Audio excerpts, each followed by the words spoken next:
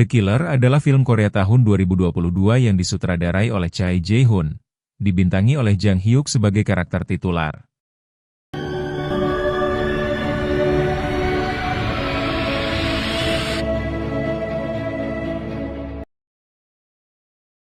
Kisah akan berfokus kepada seorang mantan pembunuh bayarin bernama Kang, yang tinggal berdua bersama sang istri.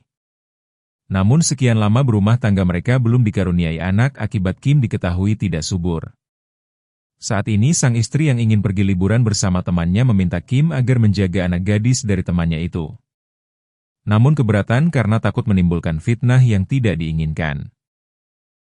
Di sana si istri mengatakan jika dirinya akan liburan selama 3 minggu sehingga selama itu jugalah Kang harus senantiasa menjaga serta memastikan keselamatan si anak dan sebagai hadiah apabila semua berjalan mulus si istri berjanji akan memuaskannya setelah pulang dari liburan nanti.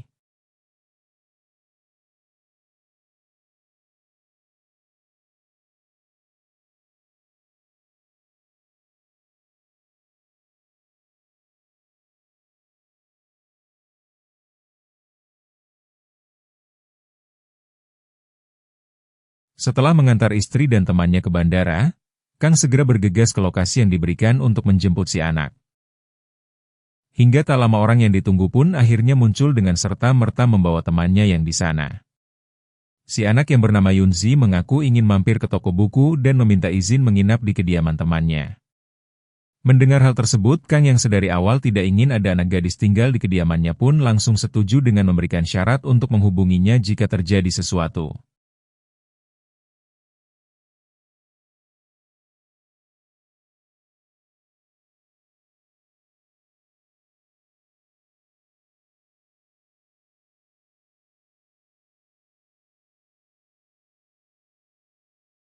Hingga setibanya di depan toko buku ia pun memberikan uang untuk kebutuhan mendesak dan memintanya agar tidak keluyuran di malam hari.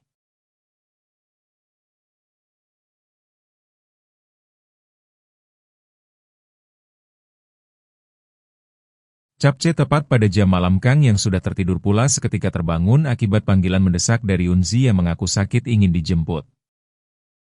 Namun setibanya di sebuah restoran si anak terlihat baik-baik saja.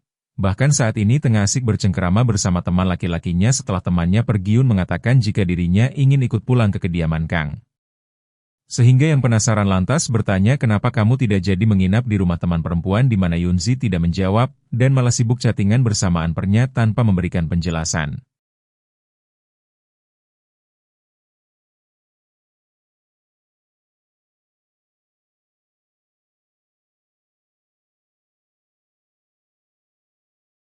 Yunzi meminta Kang pulang duluan tanpa perlu mengkhawatirkannya hingga sesaat setelah Kang menaiki mobil ia melihat si anak akan pergi ke suatu tempat bersama laki-laki yang nampak baragajul sempat ingin membiarkannya begitu saja. Kang yang mendapat pesan dari sang istri menanyakan kondisi Yunzi saat ini pun terpaksa harus memutar arah kendaraan dan mengikuti petunjuk. Sesuai alat pelacak yang disimpan dalam dompet Yunzi tanpa sepengetahuannya Capca.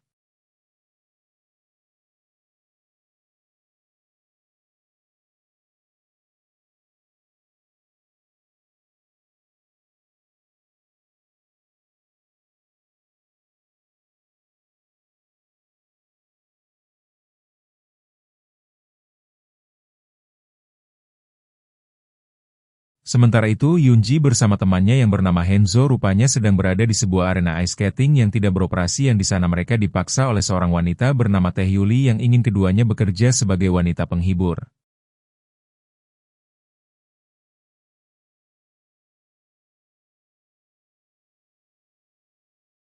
Sampai akhirnya Kang muncul dan menghajar para remaja baragaju tersebut.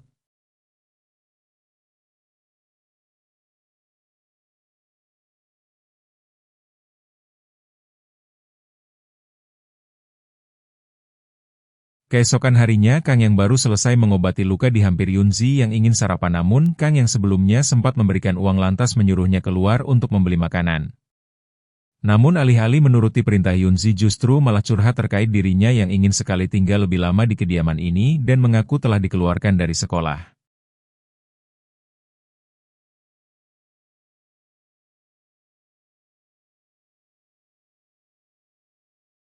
Namun tidak memberikan jawaban terkait alasan dikeluarkannya setelah makan di restoran Kang bersama Yunji yang kini dalam perjalanan pulang.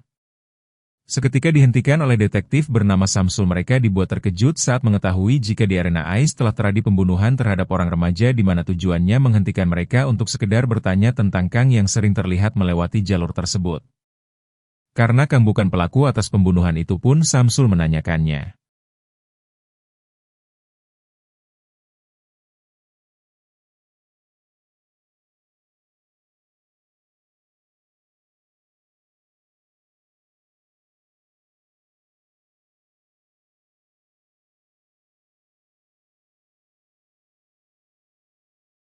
Keesokan harinya Samsul terlihat datang hingga Kang lantas meminta Yunzi agar menunggu di dalam kamar. Sementara dirinya akan menyambut bapak detektif ini, di sana Samsul memperlihatkan video rekaman CCTV 30 menit sebelum kejadian. Yang mana dalam video tersebut terlihat Kang telah melintas ke area itu sebelum para korban masuk ke arena ice skating. Dan karena salah satu korban terlihat membonceng Yun. Ia yang mendapat laporan jika anak tersebut selalu dirundung saat di sekolah pun membuatnya curiga jika Yunzi terlibat dalam kasus.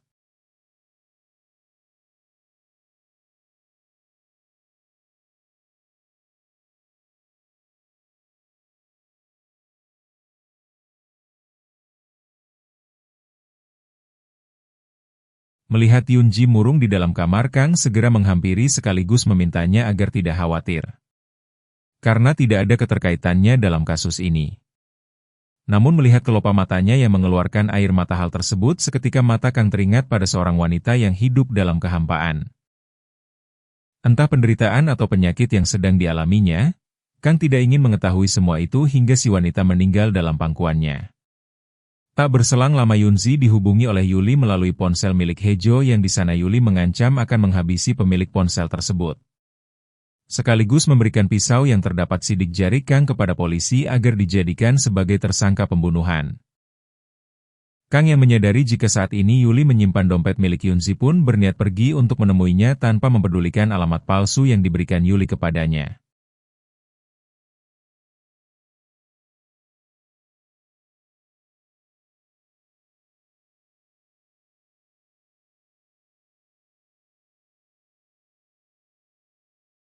Sebelum pergi, Kang memberikan jam tangan yang terdapat chip pelacak di dalamnya. Ia melarang Yunji ikut dan memintanya agar menunggu di dalam rumah. Sementara dirinya akan berangkat untuk menemui Yuli saat itu juga.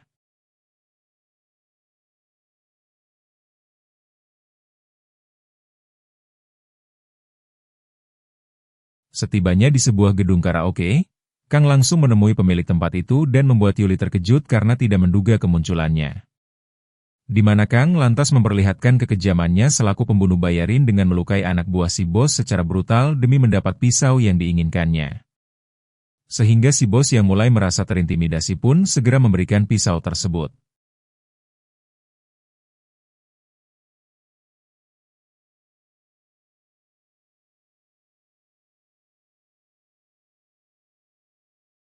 Tetapi karena Teh Yuli bersama bosnya melarikan diri, Kang segera bergegas untuk melakukan pengejaran, namun setibanya di salah satu ruangan listrik tiba-tiba padam.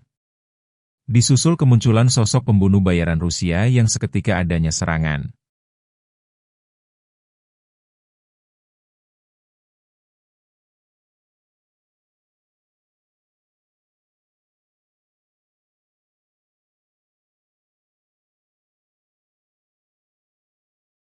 Dan sepulangnya ke rumah, Kang mendapati keanehan tatkala melihat jejak mobil mencurigakan di depan rumahnya.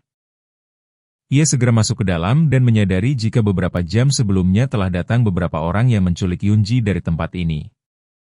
Sehingga mengetahui Yunji dalam bahaya, Kang pun segera mengikuti arah mobil itu sesuai alat pelacak.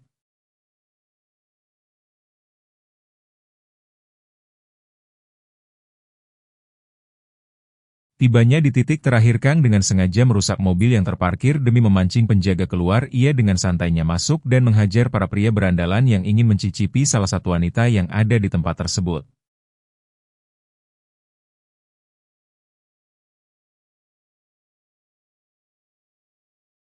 Mengetahui Yuli melarikan diri, Kang segera melakukan pengejaran hingga berhasil menangkap wanita itu.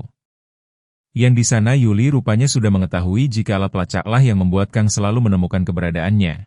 Sehingga demi mempercepat proses pencarian Kang pun langsung membawa Yuli untuk diinterogasi.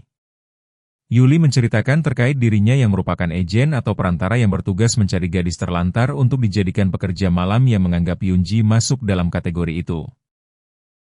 Karena tidak memiliki orang tua namun informasi lebih detailnya Yuli tidak ingin memberitahukan hal tersebut dan hanya memberikan saran agar Kang menemui kakaknya di salah satu hotel.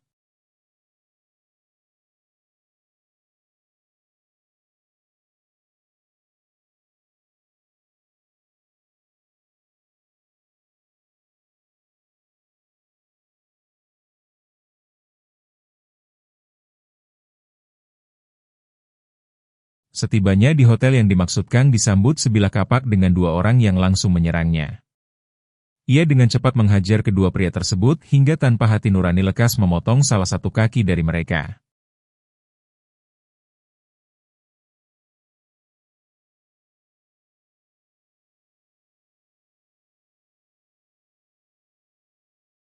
Bersamaan dengan itu para anggota keluar dari dalam lift secara spontan melakukan penyerangan mereka menggunakan sebilah kapak bahkan pisau sebagai senjata untuk mengalahkannya. Namun hal itu sama sekali tidak berarti bagi seorang pembunuh profesional seperti Kang, yang kali ini bahkan harus menghadapi musuh yang lebih banyak dari sebelumnya.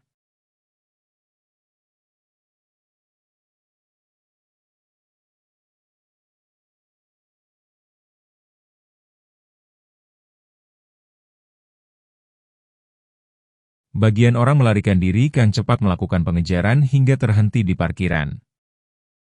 Ia segera menginterogasi satu persatu dari mereka untuk menanyakan keberadaan Yuni. Saat ini hingga pada akhirnya tersisa satu orang yang memberikan petunjuk yaitu manajer hotel.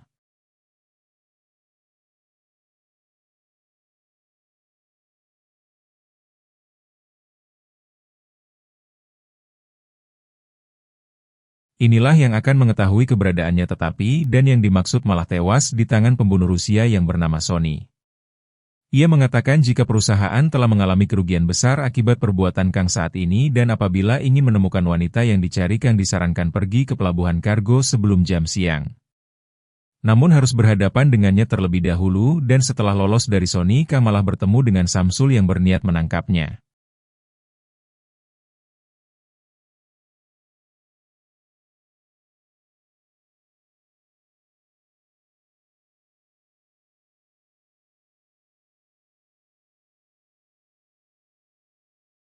Ia dianggap telah melakukan pembunuhan terhadap remaja di tempat ice skating sekaligus Yuli yang ditemukan dalam kondisi tak bernyawa. Namun Kang dapat dengan mudah mengembalikan situasi dan memaksa Samsul agar ikut bersamanya.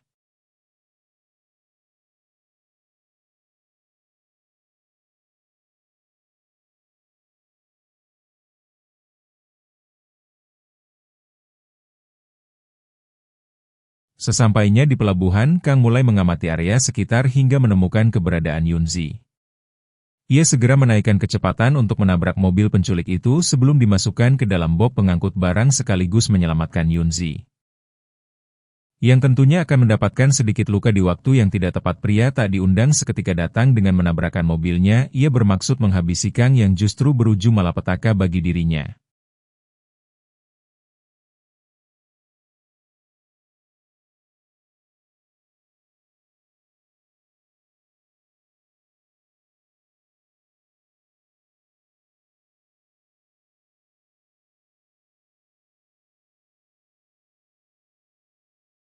Sehingga berkat ponsel milik pria itu, Kang mengetahui jika Samsul rupanya telah bersekongkol dengan penculik untuk menjadikannya sebagai tersangka.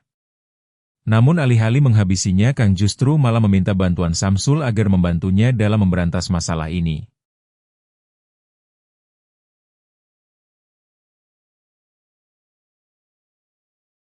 Sehingga pihak kepolisian yang baru tiba ke sana tidak menyalahkan Kang atas apa yang terjadi di tempat ini. 3 hari mendapat perawatan Yunzi akhirnya sadar. Sehingga Kang lekas memberitahu jika polisi akan mampir untuk meminta keterangan Gim. Kang yang berniat ke ruangan perawatannya dimohon agar tidak meninggalkannya sebelum para polisi pergi. Sehingga tak ada pilihan lain. Kang yang merasa kasihan bersedia mengikuti keinginannya setelah wawancara selesai.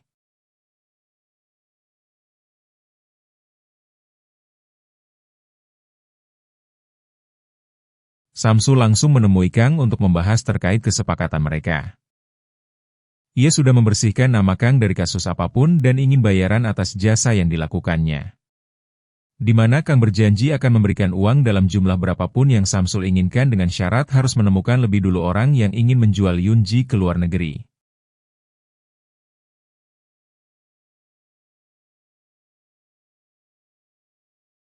Sore harinya, Kang menemui temannya untuk meminta bantuan. Ia ingin mendapatkan senjata dari pasar gelap dan akan membayar biaya lebih tinggi dari harga biasanya.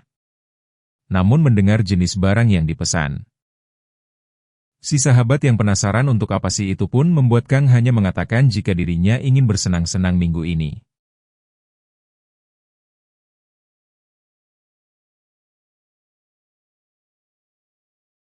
Setelah menjenguk Yunji di rumah sakit, Kang dihubungi Samsul yang sudah menemukan informasi terkait orang yang ingin menjual gadis tersebut.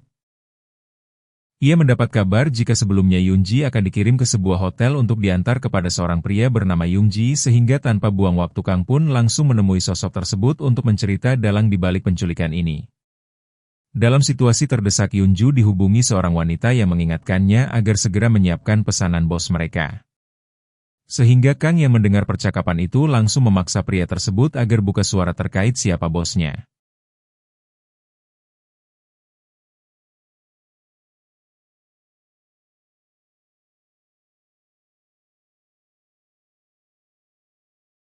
Di mana Yunju mengatakan jika sosok itu merupakan seorang hakim yang sebentar lagi akan mengadakan pesta di sebuah resort tepat di belakang museum yang ada di kota ini. Menjelaskan perihal bisnis yang dikelola olehnya, ia mengatakan jika para gadis penculikan tersebut akan diberikan kepada bosnya untuk diipi dan setelah dipakai piaraan itu pun akan dijual ke negara Rusia untuk dipekerjakan sebagai seorang wanita penghibur.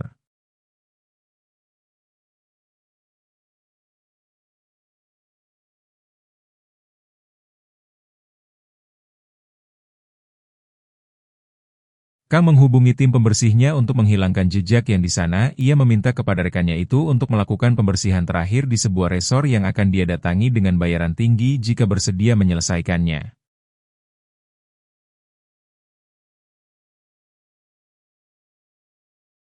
Tepat di tengah malam, Samsul menghubungi Kang untuk memberitahu terkait Yunji yang yatim piatu semenjak 3 tahun lalu. Ia juga sudah menemukan sosok hakim yang dicari, yaitu orang kepala kejaksaan yang sangat berpengaruh di dunia politik. Sehingga tanpa pikir panjang Kang pun langsung pergi menuju resort untuk melakukan pembantaian.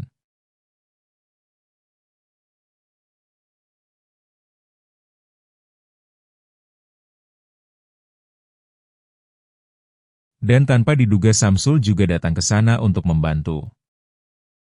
Namun di tengah ketegangan baku tembak yang masih berlangsung, Kang pun akhirnya dibuat terpojok karena Samsul pada kenyataannya masih berkomplot dengan mereka.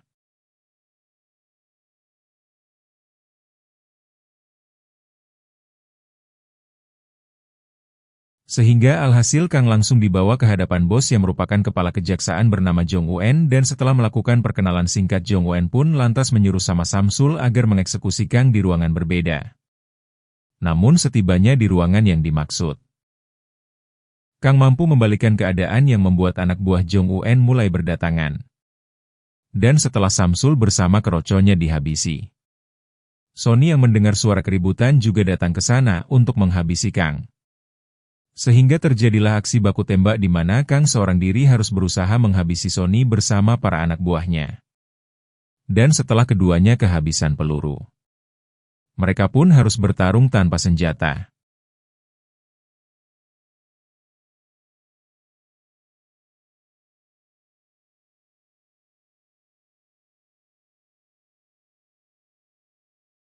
Sampai akhirnya Jong Un yang baru selesai membersihkan diri dibuat terkejut tatkala menyadari jika Kang masih hidup.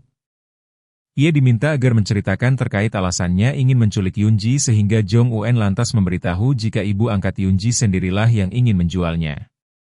Namun karena Jong Un tetap hama yang mengelola bisnis kaji tersebut, Kang sama sekali tidak ingin memberikan toleransi dan tetap menghabisinya saat itu juga.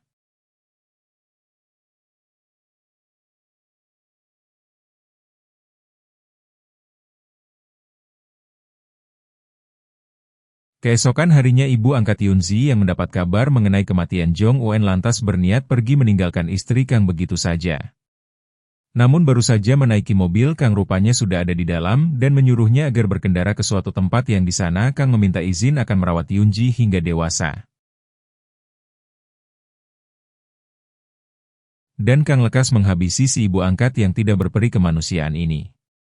Setelah semua berakhir, Kang segera menemui istrinya sebagai bentuk kejutan membawa serta Yunji yang akan dijadikan anak angkat bagi mereka berdua. Sehingga sang istri yang merasa senang akan hal itu pun langsung memeluknya saat itu juga.